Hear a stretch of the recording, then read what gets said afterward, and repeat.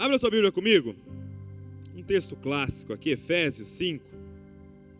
Efésios, capítulo de número 5. A partir do versículo de número 22.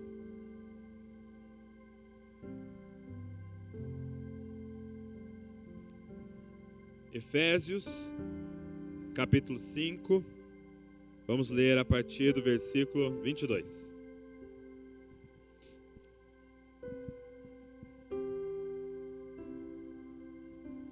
Quem achou, diga: eu amo a Bíblia. Quem não achou, diga: eu também. Vamos lá. Esposas, sujeite-se cada uma a seu marido como ao Senhor, pois o marido é o cabeça da esposa, como Cristo é o cabeça da igreja. Ele é o salvador de seu corpo, a igreja. Assim como a igreja se sujeita a Cristo, também vocês, esposas, devem se sujeitar em tudo ao seu marido. Maridos, ame cada um a sua esposa, como Cristo amou a igreja. Ele entregou a vida por ela, a fim de torná-la santa, purificando-a ao lavá-la com água por meio da palavra. Assim o fez para apresentá-la a si mesmo como igreja gloriosa, sem mancha, ruga ou qualquer outro defeito, mas santa e sem culpa. Da mesma forma, os maridos devem amar cada um a sua esposa, como amam o próprio corpo, pois o homem que ama a sua esposa, na verdade ama a si mesmo. Ninguém odeia o próprio corpo, mas o alimenta e cuida dele, como Cristo cuida da igreja, e nós somos membros de seu corpo. Por isso, o homem deixa pai e mãe, se une à sua mulher, e os dois se tornam um só.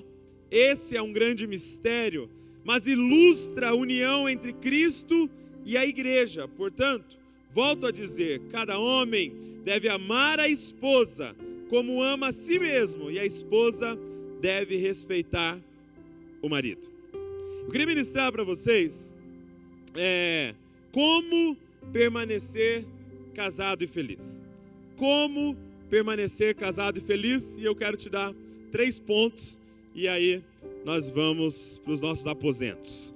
Primeiro, o que Paulo faz nesse trecho das Escrituras tão conhecido por nós, principalmente você que ama o ministério de casais de família, ele está explicando para essa igreja o texto de Gênesis, capítulo de número 2, verso de número 26, aonde está escrito: deixará o homem, pai e mãe, se unirá à sua mulher, e os dois se tornarão uma só carne. Ele está dizendo o que significa isso, e ele meio que expande essa revelação, porque ele vai explicar então que pedaço dessa uma só carne é o marido, e que pedaço dessa uma só carne é a esposa. O que Paulo está dizendo é: quando você casa, você e a sua esposa, você e o seu marido se tornam uma pessoa. Existe uma pessoa do casamento. Eu e a Val juntos somos uma pessoa. E isso é muito interessante, que Paulo afirmou isso há 2000 anos atrás. E quando eu estava estudando psicologia, eu lembro que eu comecei a estudar psicologia de grupo. E aí eles deram uma pincelada sobre a psicologia de casais. E eles disseram: por que o atendimento ao casal é algo complexo? Porque quando você está com o casal no atendimento, você está atendendo 3 pessoas, eles diziam. Você está atendendo o marido, você está atendendo a esposa, e aí eles usam um termo que pra gente é meio feio, mas eles falam: mas existe uma entidade, existe uma terceira pessoa, que é a pessoa do casal. Então o marido tem vontades, a esposa tem vontades, e essa terceira pessoa tem vontades, e essa terceira pessoa está no consultório.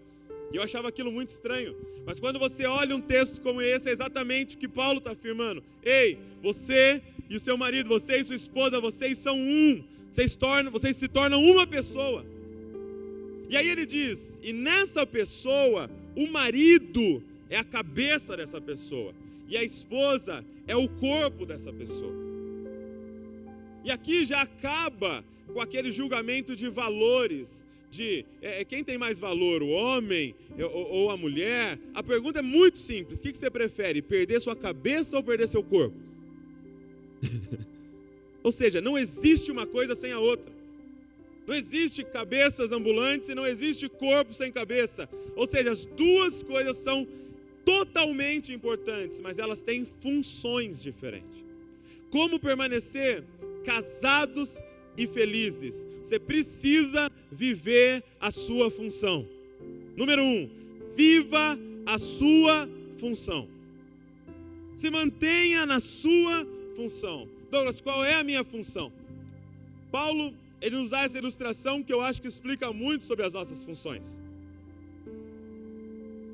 Primeiro, ele diz: marido, vocês são cabeça da sua esposa, como Cristo é cabeça da igreja.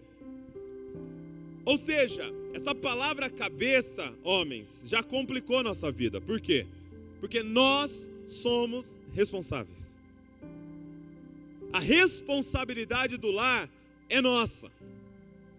Por mais que tenha se pregado por muito tempo, nesses últimos anos, uma igualdade, a verdade é que na hora que nós estivermos diante do juiz, ele vai cobrar da gente. Pensa, se alguém chega em você e te dá um soco, você vai tirar satisfação com a mão da pessoa? Hein?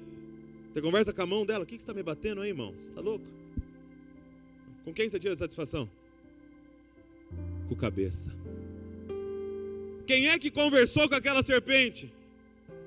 Não foi ela? Quem é que deu a primeira mordida naquele fruto proibido? Quem é que deu para o marido? Não foi ela? E quem é que Deus chama primeiro, cara? É a gente. Então deixa eu te dizer uma coisa: você liderando ou não, Ele vai cobrar de você, homem. Porque Ele te colocou como cabeça de um lar. O primeiro que Ele vai chamar, e o primeiro que vai prestar contas de uma família que você assumiu, é você. Portanto, o que está acontecendo com a porta fechada dentro do quarto do seu filho é responsabilidade sua. O que ele está acessando naquele computador é responsabilidade sua. Ele vai cobrar você. Adão, cadê você? Somos cabeça. Então, portanto, tome a liderança do seu lar.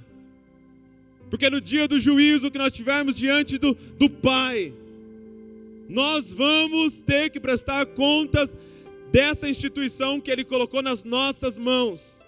Você é o pastor dessa casa. Você é o sacerdote deste lar. Você é o líder. Você é o líder. E por muito tempo, as mulheres, sei lá, machucadas, elas ficavam: não, mas por que eles são cabeça? Por que eles são cabeça? Mulherada, a melhor coisa que existe é ser funcionária e não ser patroa. E ter o mesmo salário. O que é injusto, né? Vocês são cabeça, mas no final a graça é igual para os dois, mesmo salário, mesmo galardão. Mas vou cobrar de vocês, homens. Nós somos cabeça. A responsabilidade é nossa. Ponto final. As coisas dão certo e dão errado, é culpa nossa. Amém? Vamos assumir a culpa? Vamos ser homem, assumir a culpa aqui? As coisas dão certo, dão errado, a culpa é nossa. Porque nós somos os líderes. Agora, qual é a nossa função? E eu queria usar a cabeça para ilustrar as nossas funções. Por exemplo, os olhos estão na cabeça. Então é nossa função, homens, vigiar. É nossa função estar extremamente alerta sobre o que está acontecendo no nosso lar. É nossa função saber o que está acontecendo naquele quarto com a porta fechada. Na verdade, nem tinha que ter chave nas portas do quarto dos seus filhos. Nem tinha que ter televisão lá dentro e não tinha que ter computador lá dentro. É nossa função saber a senha de todos os celulares da nossa casa, cara. E de vez em quando pegar escondido sem ver, acessar e olhar o que está sendo conversado no WhatsApp. Vocês sabiam que eu li uma pesquisa que diminuiu, presta atenção, diminuiu na nossa nação o acesso à pornografia. Não dê glória a Deus, cara. Porque eles estão mandando fotos deles uns para os outros. Perdeu a graça você entrar lá e ver a modelo tudo em Photoshop. Sabe o que eles estão fazendo? E é os seus filhos, cara. E são as filhas. Você precisa da senha de todos, cara. Os olhos estão na cabeça. É nossa responsabilidade olhar quando um perigo está vindo, quando uma oportunidade boa está chegando, quando tem algo que vai destruir a nossa família. É nós que temos que estar vigiando o tempo todo. Com quem eles estão andando, com quem a sua esposa está andando, o que a sua esposa está lendo, o que a sua esposa está assistindo, quem está discipulando ela. Os olhos estão na cabeça, nossa função é vigiar. Mas segundo, a boca está na cabeça. E é nossa função alimentar a nossa família. Homens, é nossa função alimentar o nosso lar. E eu não estou falando de comida física, que eu sei que você está fazendo isso. É nossa função trazer o pão do céu para a nossa casa. Entenda, gente, só existe ministério de adolescente porque não tem pai em várias casas. Só tem que ter um ministério infantil super elaborado porque não tem pastor nas casas, cara. É nossa função alimentar os nossos filhos e a nossa esposa. É nossa função acordar 1 hora mais cedo, ir para um canto quieto, abrir esse livro e preparar uma refeição para a nossa família. Todo o tempo livre, achar lá um canal do YouTube, assistir umas pregações, sair alimentado para ter o que dá para a nossa casa. Sabe, tem um texto que as mulheres não gostam muito, que está em 1 Coríntios capítulo 14, verso 35, que Paulo parece extremamente machista. Ele fala assim: mulheres, não falem na igreja. Se tiver uma pergunta, faça para o seu marido em casa. Eu falei, que isso, Paulo? Né? Se tiver, olha o que ele diz: se tiver uma pergunta, não fala na igreja, faz para o seu marido em casa. Gente, se não existisse, presta atenção no que eu vou falar, se não existisse esse versículo, a fé cristã seria só de mulheres. Em todas as igrejas tem mais mulheres, todas. Primeiro, porque elas são as primeiras que procuram ajuda. Nós somos orgulhosos. Elas têm muito mais fé que a gente. Elas buscam muito mais. Geralmente elas leem muito mais. A gente tem uma loja virtual de livros. A maioria dos nossos clientes são mulheres. Porque elas querem mais, elas têm mais fome, elas têm mais sede da palavra. Sabe o que Paulo estava fazendo? Não deixando a fé se transformar numa fé só de mulheres. Sabe a estratégia de Paulo? Ele estava dizendo: esposa, calma, eu não vou te responder. Sabe o que você faz? Chega em casa e fala: meu bem, o que quer dizer esse texto aqui? Ele vai falar: não sei. Aí você fala assim para ele: então se vira e vai estudar, porque o pastor falou que não vai me responder. Acho que os pastores deviam começar a fazer isso. Pergunta para o seu marido, para forçar o seu marido virar pastor de um lar, virar sacerdote de um lar, ter alimento, pão do céu para dar para uma família, cara. Sabe, esse é o aconselhamento que eu tenho dado para os jovens. Cara, você quer casar? Eu estou querendo namorar. Não, legal, beleza, mas você tem maturidade espiritual. O que é isso, Douglas? Você está podendo alimentar uma mulher e guiar uma mulher espiritualmente e seus filhos? Ou você vai assumir alguém para ir para o inferno com você? A boca está na cabeça, cara. É nossa responsabilidade, homens. Mas ela aceitou Jesus primeiro. Se vira, meu, corre. Se inscreve no seminário da sua igreja. Vai atrás. É sua responsabilidade guiar sua esposa e seus filhos, cara. Por quê? Terceiro lugar, os ouvidos estão na cabeça. E é nossa responsabilidade ouvir os céus, gente. E saber a direção que Deus tem para a nossa família. Nós precisamos estar com isso aqui afiado, gente, para saber a vontade de Deus para a nossa casa. Sabe, nós como igreja brasileira, nós tivemos uma fase agora que nós aprendemos a pedir pelo poder de Deus. Poder de Deus, o poder de Deus. E é maravilhoso o poder de Deus. E Ele libera o poder. Mas o poder de Deus, gente, a unção de Deus é um turbo. Só que um turbo é uma maldição quando você está no lado errado.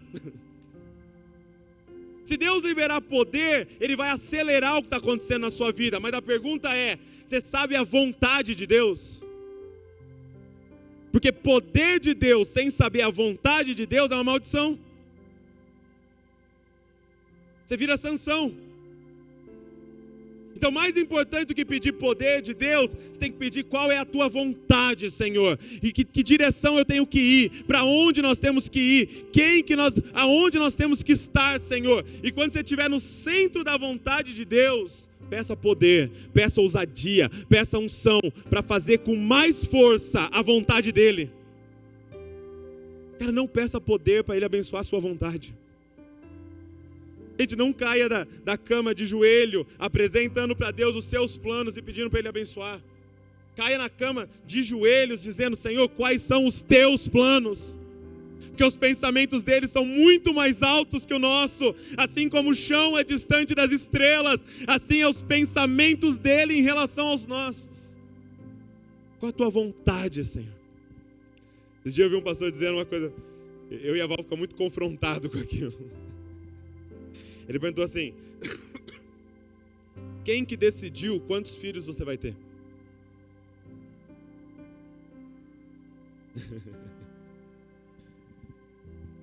A economia? O conforto? A estética? Ou você perguntou para ele? Os ouvidos estão aqui, cara, na cabeça. Nós precisamos ouvir a voz de Deus. E deixa eu te dizer uma coisa.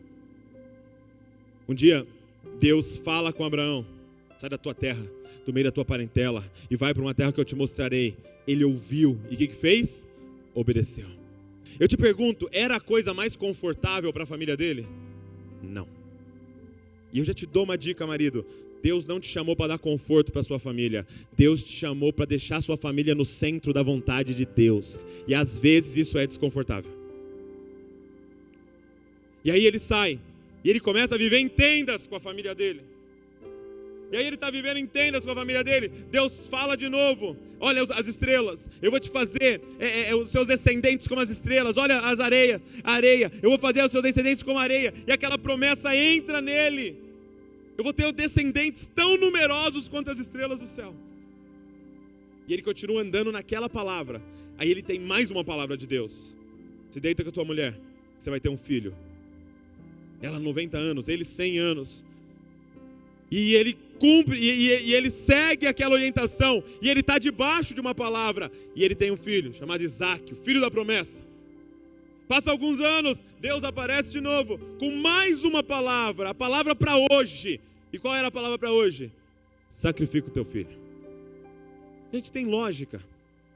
Não. Mas ele confiava naquele que estava falando. A gente não confia na lógica.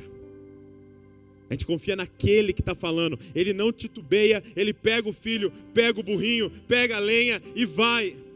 Ele avista o monte, e quando ele chega no monte, ele amarra o filho, coloca no altar, e quando ele vai sacrificar, tem mais uma palavra de Deus. E a palavra de Deus é: não mata. Eu estava testando a sua fé, eu estava vendo se você é fiel. Eu queria saber se eu tenho os teus ouvidos. Pega aquele cordeiro ali, coloca no lugar do teu filho, não mata. E eu quero te dizer uma coisa, gente. Pai, ouça muito bem o que eu vou te falar. Se você ficar vivendo com uma revelação antiga e não ouvir a voz de Deus para hoje, você vai matar a próxima geração. Você vai matar a próxima geração, cara. Porque Jesus está no deserto, o tentador chega e fala: transforma essas pedras em pães. Ele fala: não, porque nem só de pão viverá o homem, mas o homem se sustenta da palavra que sai da boca de Deus. Não está no passado. O homem não se sustenta na palavra que saiu da boca de Deus, mas o homem se sustenta na palavra que sai da boca de Deus. Qual é a palavra de Deus hoje, cara? Sabe, Deus não queria Isaac. Deus queria isso aqui, ó, de Abraão. Porque não dá para escolher um homem para ser o homem que vai mudar a terra com a sua família, se ele não tivesse isso aqui desse homem. Cara, de tudo que você entregar para Deus, entrega principalmente isso daqui, ó. Fala, Senhor. Fala, Senhor. Homens, nós temos que ouvir a voz de Deus. Nós temos que saber a vontade de Deus, a direção de Deus para a nossa casa. Nós somos cabeça. Essa é a nossa função. É entender essa direção. Agora, quais são as funções, a função das mulheres? Paulo vai dizer que mulheres, vocês são o corpo. Assim como a igreja é o corpo de Cristo, vocês são o corpo dos seus maridos. Quando o marido está amando a esposa, ele está amando o próprio corpo dele. E o que isso diz sobre a função da mulher? É função da mulher edificar. É função da mulher construir. Provérbios de número 14 vai dizer: a mulher sábia edifica o seu lar, a insensata com as próprias mãos o derruba. É a sua função estar alinhado ao seu marido e construir sobre o alicerce que ele trouxer. É a sua função colocar em prática, executar o que Deus está falando no seu lar. Cara, você olha para Sara, você fica assustado. Você imagina o Abraão chegando para ela e falando assim: Sara, Deus falou para nós sair do meio da nossa parentela e ir para uma terra que Ele vai mostrar. Mas para onde? Ele vai mostrar. Vai para a esquerda ou para a direita? Na hora a gente vê e sai. Só sei que não é aqui. Mas eu levo blusa ou coisa de calor? Levo os dois. Mas a gente vai morar onde? Não sei. Só que aí, você vai ler em 1 Pedro, sabe o que diz? Que Sara, seja como Sara diz, que chamava o seu marido de Senhor. Sabe qual é a palavra para Senhor? Kyrios. É a mesma palavra usada para Jesus. Eu creio que muitas vezes Abraão errou, eu sei que muitas vezes Abraão errou a ponto de dar ela para o faraó lá com medo, porque ela era muito bonita, com medo de morrer, mas ela chamava o marido dela de Kyrios, como que dizendo, mesmo quando você erra, eu vou continuar profetizando. Jesus, eu vejo Jesus em você, eu vejo Deus em você, você é o meu pastor, você é o meu líder, Deus fala com você, e eu vou seguir o que Deus falar com você. Fique na sua função. Mulheres, permaneçam na sua função. Cara, é maravilhoso, porque a mulher tem um poder que Deus deu para ela, que é o poder da multiplicação. Ela tem esse poder, foi para ela que Deus deu o útero, só ela traz novos seres humanos para a terra. E isso serve para seres humanos e para todo o resto. O que você plantar numa mulher, ela multiplica. A palavra que você plantar numa mulher, ela amplifica. Então seja coisa boa.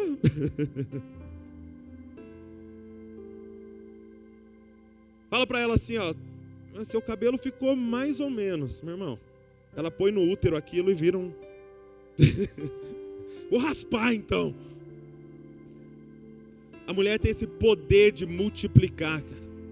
Mulher, é o seu papel pegar o que Deus está falando com seu marido e fazer isso se expandir de uma forma... Gente, eu lidero o Jesuscope. Eu lembro que nos primeiros anos, eu lá postando, fazendo as coisas e nas redes sociais e tal, e o Jesuscope indo bem. Eu lembro que chegou numa época que tinha 80 mil seguidores no Facebook. E de repente, Deus falou com a Val. Porque por causa da fase das crianças e tal, a Val não se envolvia tanto no Jesuscope. Ela me apoiava totalmente e tal, mas não se envolvia. E aí chegou uma hora que Deus falou com ela e ela se organizou e tomou. Não, Douglas, Jesuscope é meu também. Nós vamos fazer isso junto. Gente, em 2 anos, foi de 80 mil para 1 milhão de seguidores. Em 2 anos. Você me perguntar o que você fez? Não sei. Talvez caiu num útero. O projeto que Deus colocou no meu coração. Mulheres, vocês têm esse poder, cara. Vocês não têm noção o que é o casamento, gente. Porque está assim, ó. Quando 2 ou mais concordarem. Casamento é uma bomba. Se 2 concordarem, cara. Ninguém para vocês se vocês 2 concordarem. Marido, se você ouvir o céu e ela concordar, ninguém para, cara. O que vocês vão fazer, seja empresa, seja ministério, seja projetos sociais, seja o que Deus colocar no coração de vocês, ninguém para. Mulher, é o seu papel edificar. Está nas suas mãos. É você que executa esse negócio que Deus colocou no cabeça. Agora, por que nós temos que nos manter nessa função? Pode falar assim, Douglas, mas tem mulher que é bem líder, que lidera, e não tem homem que edifica. O que tem que manter nessa função? E eu queria falar sobre a segunda forma de ter um casamento, permanecer com o seu casamento feliz, casado e feliz. E eu quero que você anote assim, olha, perca seu casamento. Coloca assim, perca o seu casamento. Jesus vai falar em Mateus 16, verso número 25, texto muito conhecido. Aquele que quiser achar a sua vida, perderá. Mas aquele que perder a sua vida por minha causa, encontrará. Então, você quer achar o seu casamento? Perca o seu casamento. Que sentido, Douglas? Eu perco. Gente, você precisa entender o que Paulo está dizendo nesse texto de Efésios 5. É que casamento não é sobre nós. Casamento, gente, não é sobre um homem e uma mulher. Casamento é sobre Jesus. Eu queria te convidar a perder o seu casamento para glorificar o nome de Jesus nele. Casamento, gente, é um símbolo profético. O nosso casamento é um símbolo profético de Jesus e a igreja.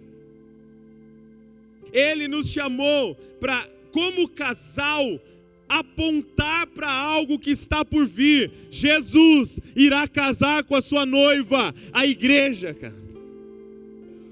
Nós somos um símbolo profético, cara. Tem noção disso? Você lembra no Antigo Testamento o cordeiro? Que tinha o cordeiro, e aí eles tinham que levar o cordeiro para ser sacrificado. E lembra que esse cordeiro tinha que ter 1 ano, e ele tinha que ser perfeito, não podia levar um cordeiro manco, não podia levar um cordeiro sem uma orelha, não podia levar um cordeiro manchado. Lembra que o cordeiro tinha que ser perfeito. Por quê? Deus come cordeiro? Aí ele falou, esse sem perna aqui eu não gostei, ficou meio amargo. É isso? Por que que o cordeiro tinha que ser perfeito? Ele é caprichoso? Não. Porque aquele cordeiro não era um cordeiro. Aquele cordeiro era um símbolo de algo que viria e precisava simbolizar perfeitamente. Não podia ter defeito, porque aquele que viria não teria defeito. Ele tinha que ser inteiro, porque aquele que viria seria inteiro. Tinha que ser um primogênito, porque aquele que viria seria um primogênito. Aquele cordeiro representava Cristo Jesus, que viria e se sacrificaria de uma vez por todas por nós. Agora, por que, marido, que você tem que ser o cabeça? E por que, esposa, que você tem que ser o corpo? Porque não é sobre nós, é sobre aquilo que a gente está apontando que vai acontecer, cara. Marido, você é um símbolo profético de Cristo. Mulher, você é um símbolo profético da igreja gloriosa que vai se casar com Cristo Jesus. E finalmente todo sofrimento terá fim na face da terra. Tem alguém que ainda almeja por esse dia, cara? Tem alguém que ainda almeja por esse dia? Então que o seu casamento grite: Maranata, ora vem, Senhor Jesus. Não é sobre nós. Perca o seu casamento. Não é sobre nós. Gente, os casais da Bíblia, eles apontavam para o que estava por vir. Se você pegar, por exemplo, a história de Isaac, Abraão chama um servo e diz: vai lá e escolhe uma esposa da minha família para o meu filho e traz para ele se casar. Gente, é a figura exata do Pai, do Espírito e do Filho. É o Pai chamando o Espírito e dizendo: vai e prepara uma noiva para o meu filho. Você pega Jacó, o que Jacó fez? Trabalhou e comprou sua noiva. Você entende que era profético de um outro Jacó, o Jacó perfeito que viria e trabalharia até dar o seu próprio sangue para comprar a sua esposa.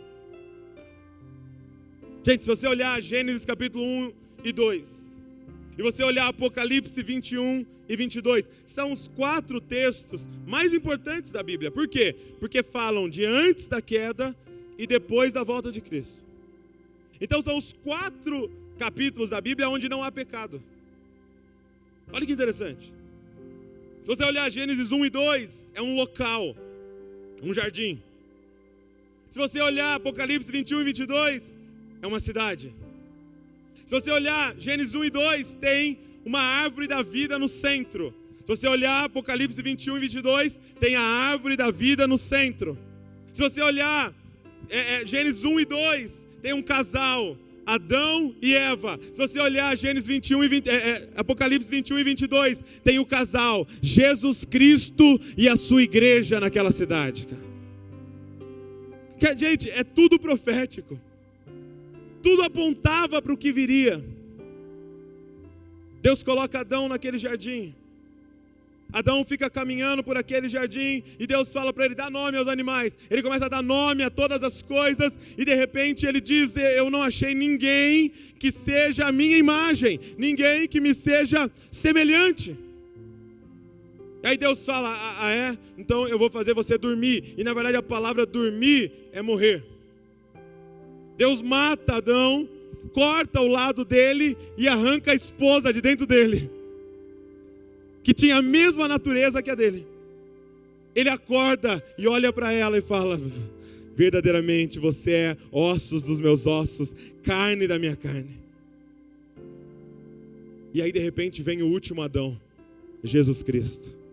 E ele começa a caminhar por toda parte durante os anos que ele viveu aqui. E ele começou a dar nome para todas as coisas. Ele começou a renomear todas as coisas. Aquilo que eles chamavam de prostituta, ele chamava de filha amada. Aqueles que eles chamavam de desprezado, ele chamava de filho amado. Ele começou a dar nome para todas as coisas. Chegou no final, ele disse: pai, não achei ninguém que corresponda. Aí o pai disse: é mesmo, meu filho? Então Deus faz ele dormir. Chama um soldado, corta o lado dele e arranca a noiva dele de dentro dele, que é a igreja do Senhor Jesus, que um dia ele vai olhar para nós e dizer: vocês têm a mesma natureza que a minha, vocês são carne da minha carne, ossos dos meus ossos, nós somos um. É tudo sobre ele, cara. Nosso casamento é profético sobre ele. Que as pessoas olhem para o nosso casamento e enxerguem ele. estampado na nossa casa, cara. Perca o seu casamento. Viva exatamente a função, porque é profético. Primeiro, viva a sua função. Segundo, perca o seu casamento. E terceira coisa que Paulo vai nos dizer para encerrar, ele fala: sejam uma só carne. Sejam uma só carne. Olha só o que ele escreve em Efésios 5, verso de número 31.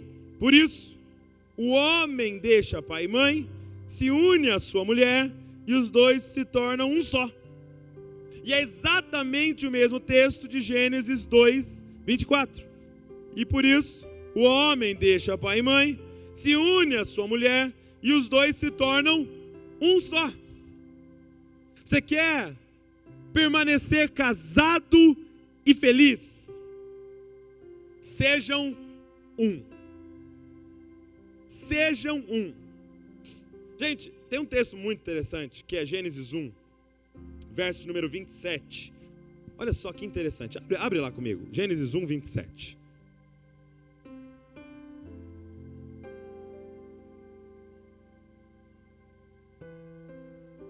Tudo que Paulo está escrevendo, ele tem Adão e Eva em mente. Porque ele está usando esse texto de Adão e Eva. Olha só, Gênesis 1, 27. Primeiro capítulo. Assim Deus criou o homem à sua própria imagem. A imagem de Deus o criou. Homem e mulher os criou. Só que se você olhar aqui no original, sabe o que está escrito? Assim Deus criou Adão à sua imagem e semelhança. Macho e fêmea os criou. Eu olhava para esse texto, peraí. Assim Deus criou Adão à sua imagem e semelhança, a sua própria imagem, a imagem de Deus os criou, macho e fêmea os criou. E aí eu comecei a compreender que Adão, gente, em sua criação, não era um homem. Adão, nessa criação, era um ser coletivo. Porque Adão significa humanidade. Então Deus cria Adão, e cria o Adão macho, e cria o Adão fêmea. Mas era tudo Adão. Porque ele criou dois, mas que era só um. Porque entenda, ele disse: façamos o homem. Ou seja, ele usou a primeira pessoa do plural. Então significa que esse Deus que nos fez, ele não é um só. Esse Deus que nos fez é três. Então ele não podia criar alguém que fosse individual. Ele tinha que criar alguém que fosse um só junto. Quem está entendendo o que eu estou falando? Adão, gente, é um ser coletivo. O que eu quero dizer para você? Que o que era o Éden? O Éden era o lugar onde não existia eu e meu. O Éden era o lugar que só existia nós e nosso. O Éden é um lugar onde nada se conjugava na primeira pessoa do singular, mas na primeira pessoa do plural. Não existia a minha árvore, existia a nossa árvore. Porque eu e ela somos uma coisa só. Não existe eu, existe nós. Não existe o que eu quero, existe o que nós queremos. Não existe o que eu amo, existe o que nós amamos. Existe o que é nosso, e o que nós vamos construir, e o que a gente deseja. Quem está entendendo? Sabe quando que Eva ganha nome? Quando eles são expulsos do jardim. O que significa isso? Que o pecado, é muito simples o que é pecado. Pecado é fazer você virar eu. E você abandonar o nós. Qual é a proposta da serpente, gente? Ei, para de deixar ele falar o que é certo e errado para todos vocês. Começa você a determinar o que é certo e errado. Vira um eu. E quando eles saem do jardim, agora eles têm vergonha um do outro, porque eles já não são mais um só. Eles são agora indivíduos. E agora sou eu, Eva, e agora sou eu, Adão. E o casamento a partir dali já não era mais um nós, era dois eu tentando ficar junto. Sabe qual é o principal motivo de separação? Incompatibilidade de gênero. Significa o quê? Que nunca virou nós, era dois eu casado. Paulo está falando, deixa um eu o pai e deixa um eu a mãe, e os dois vira um nós. Que é o Éden. O Éden é o lugar onde todos os verbos são conjugados na primeira pessoa do plural. É nós. Vira a pessoa que está do seu lado e fala assim, é nós, meu irmão.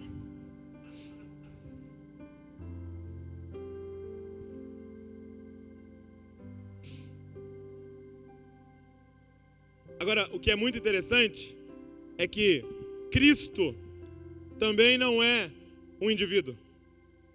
Cristo é um ser coletivo.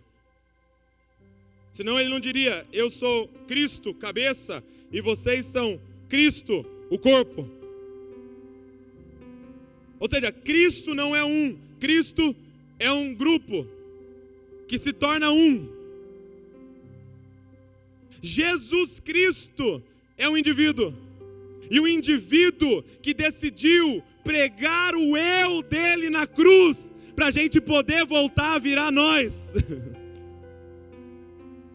Eu não aceito ser eu, então eu mato o meu eu para nós virar nós de novo, porque ele abriu de volta o caminho para nós sermos um com ele de novo. É nós. Cristo é esse ser coletivo, cara. O que é salvação, gente? Salvação é se tornar Cristo. O tempo todo Paulo fala, vocês que estão em Cristo, vocês que estão em Cristo, vocês que, ou seja, tudo é Cristo para aqueles que estão em Cristo. É o Cristo macho e é o Cristo fêmea, e é o Cristo negro e é o Cristo branco, e é o Cristo brasileiro e é o Cristo americano, e é o Cristo designer e é o Cristo médico, e é o Cristo com barba e é o Cristo sem barba, e é o Cristo. Somos todos Cristo, se você está em Cristo. Não tem mais gentil, não tem mais judeu, não tem mais bárbaro, não tem mais grego, não tem mais inteligente, não tem mais burro, não tem mais nada. Nós somos todos Cristo. Você e sua esposa são um. Quem está entendendo o que eu estou falando? É por isso que eu acho que a gente entendeu errado um texto. Ame o seu próximo como a ti mesmo. Qual era a minha visão? Era eu fazer uma medição. Quanto que eu me amo? De 1 a 10. 11, né? Então eu preciso aplicar essa mesma quantidade para o meu próximo. Então, tanto que eu aplicava para mim, eu tento aplicar para ele. Quem entendeu assim, ama o seu próximo como a ti mesmo? Né? Mas será que ele não estava dizendo, ame o seu próximo entendendo que ele é você mesmo? Que nós somos um. Paulo está dizendo, se você amar sua esposa, você está amando o seu próprio corpo, porque você e ela são um. Então olha para ela e se enxerga, e ela olha para você e enxerga ela, porque agora não existe mais eu, existe nós. Então eu queria te fazer um desafio. Entrar na sua casa e apagar do seu vocabulário a palavra eu e a palavra meu. E já não é mais o que você quer, meu irmão. É o que nós queremos. E já não é o que é bom para você, minha irmã. É o que é bom para a família. E é o que a família quer assistir. E o que a família quer comer. E o que o casal quer fazer. E quais são os sonhos da família. Porque já não sou mais eu quem vivo. Mas agora é Cristo que vive em nós.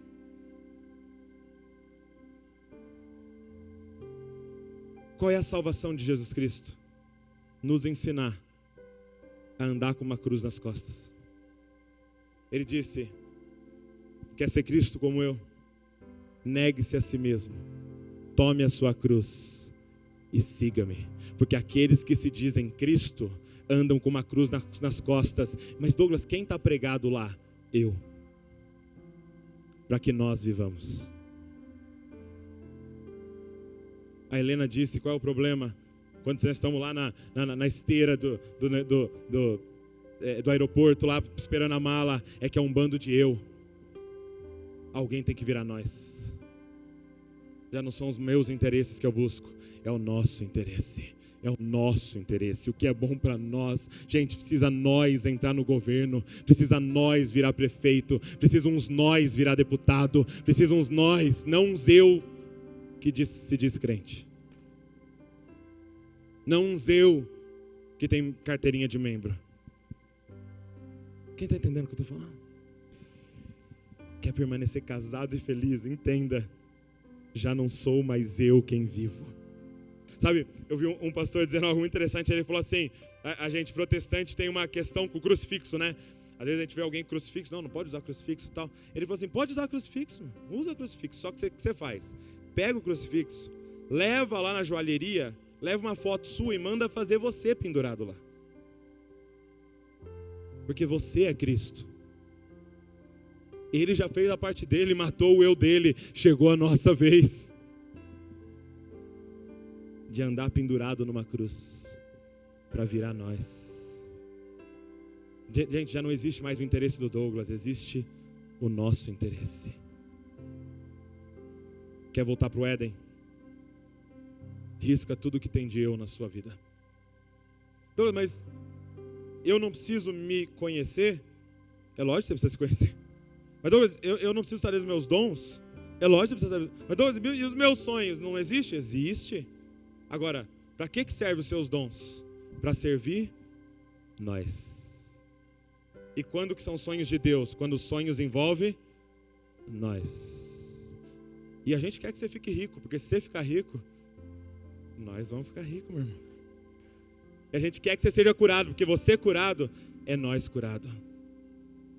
Cara, quem está entendendo o que eu estou falando? A gente vai virar uma só carne, cara. Uma só carne. Tiago vai falar, vocês pedem e não recebem, porque pedem errado, pedem para o seu eu.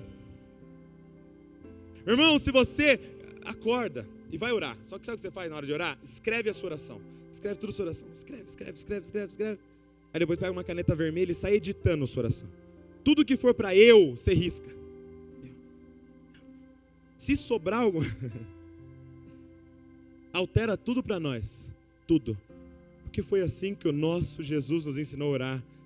É Pai nosso, e o pão nosso, e a tentação é nossa, e o pecado é nosso, e o maligno é nosso, mas o reino também é nosso, e tudo é nosso, porque é nós, porque agora nós somos um nele. É nós. Portanto, para encerrar, o que é pecado? Pecado, gente. Se eu pudesse usar a figura de Gênesis e Adão e Eva, eu diria que pecado é comer e depois repartir. Diz assim que Eva tomou a fruta, comeu e depois repartiu com seu marido. Pecado é comer primeiro e depois dividir. Portanto, o que é evangelho? É tomou o pão, repartiu e depois comeu. Nós somos aqueles que repartem o pão primeiro e depois comemos por último. Evangelho não é comer todo o seu salário e pegar aquele restinho e ajudar alguém. Evangelho é repartir primeiro, cara. O casamento do evangelho é aquele que você reparte primeiro e come por último. Sabe, Jesus, ele ressuscitado, ele se encontra com os discípulos no caminho de Emaús. E eles estão conversando, você sabe o que aconteceu? E ele finge que não sabia o que aconteceu. E aí começa a explicar para eles aonde estava Jesus, em todas as, onde estava ele, em todo o Antigo Testamento. E aí eles chegam em Emaús, ele finge que vai passar. Eles chamam ele para ir na casa dele. Ele vai na casa daqueles discípulos. Ele senta à mesa. E quando ele parte o pão, os olhos dele se abrem. É ele. Eles não reconheceram a voz, eles não reconheceram a fisionomia, eles não reconheceram a teologia, eles não reconheceram o tom, eles reconheceram uma mão partindo um pão. Por quê? Porque ele era o homem que não comia antes de repartir. Quero que o evangelho entre nas nossas casas e a gente tenha coragem de comer por último, porque já não sou mais eu quem vivo. O meu eu está pendurado numa cruz, para que nós sejamos abençoados por Deus. Nós não vivemos mais para o nosso eu, nós vivemos para nós. Já não existe mais Douglas feliz, existe a família Gonçalves feliz, cara. Já não existe mais o Douglas bem, existe uma família bem. Já não existe o orgasmo do Douglas, existe o orgasmo de um casal, porque já não sou mais eu quem vivo, mas somos nós que vivemos. Volta para o Éden. Volta para o Éden. O último Adão veio para colocar você de volta no Éden. Esteja em Cristo, cara. Siga Cristo. Ande com uma cruz nas costas, crucificando tudo que é do seu eu. Que eu nunca vi ninguém divorciar, sendo nós. Porque aquilo que Deus uniu, o homem não separa. Fique de pé no seu lugar, eu quero orar junto com vocês.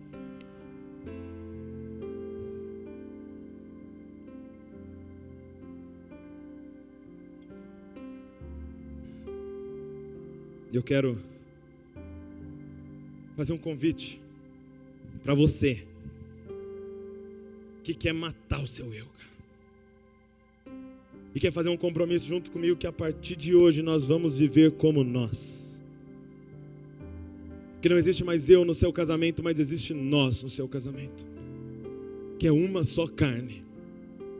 É os nossos interesses, é as nossas contas, é os nossos problemas, é as nossas tentações, é o nosso pai, é o nosso pão, é a nossa casa. Se você quiser fazer esse compromisso comigo, sai do seu lugar, eu quero orar junto com você, para que esse poder do evangelho nos alcance, nos tornando uma só carne em Cristo Jesus.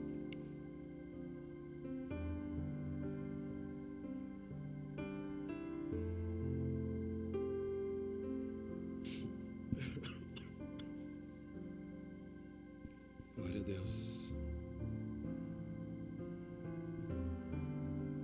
Ah, papai, vem. Espírito Santo, o amigo do noivo.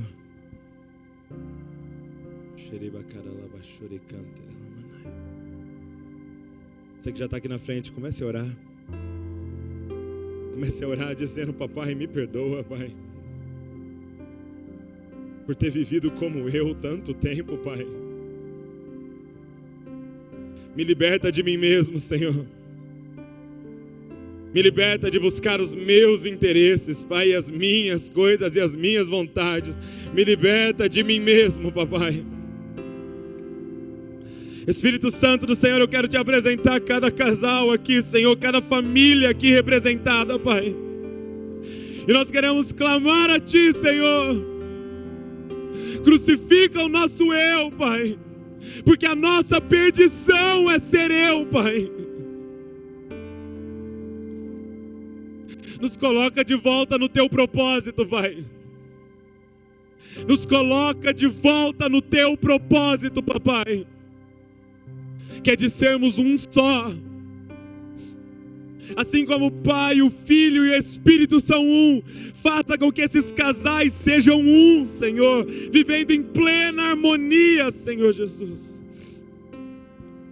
Pai, que não haja mais o interesse dele, que não haja mais o interesse dela, mas haja a vontade de Deus sobre a nossa casa, Pai. Nós abrimos mão do controle, nós abrimos mão de todas as coisas e te devolvemos o governo do nosso lar, Senhor. Assim como no Éden, vem na viração do dia e dá todos os comandos na nossa casa, Pai. Pai, nós não vivemos mais, Pai. Pai, naquele batismo Douglas morreu. Pai, naquela cruz, eu estava junto com o Senhor naquela cruz. E eu morri naquele lugar, Senhor. E eu ressuscitei com o Senhor, para não viver mais para mim, Senhor, mas viver para ti, Senhor, e para o meu próximo, Pai. Arranca de nós todo egoísmo, toda ambição egoísta. Arranca de nós, Espírito Santo. Arranca de nós, liberta-nos do vício de buscar a nossa própria vontade, Senhor, do vício de governar a nossa vida, Pai. Espírito Santo do Senhor, crucifica-nos, crucifica-nos, Pai, crucifica-nos, Pai, para que nós possamos viver como Cristo, Senhor, como representantes de Cristo, Senhor, aonde a gente pisar, Pai, principalmente dentro da nossa casa, Senhor. Pai, que eu seja Cristo para a Valéria, Senhor, e que a Valéria seja Cristo para mim, Senhor. Que esses casais, Pai, sejam Cristo um para o outro, Pai, levando-os um ao outro para mais perto de Ti a cada dia, Pai.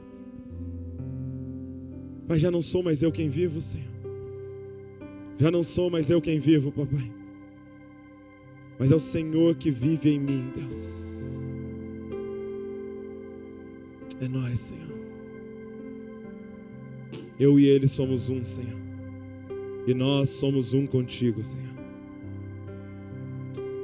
Tudo isso nós oramos pelos méritos daquele que foi para a cruz primeiro, Senhor. O Teu Filho amado, Cristo Jesus, Senhor.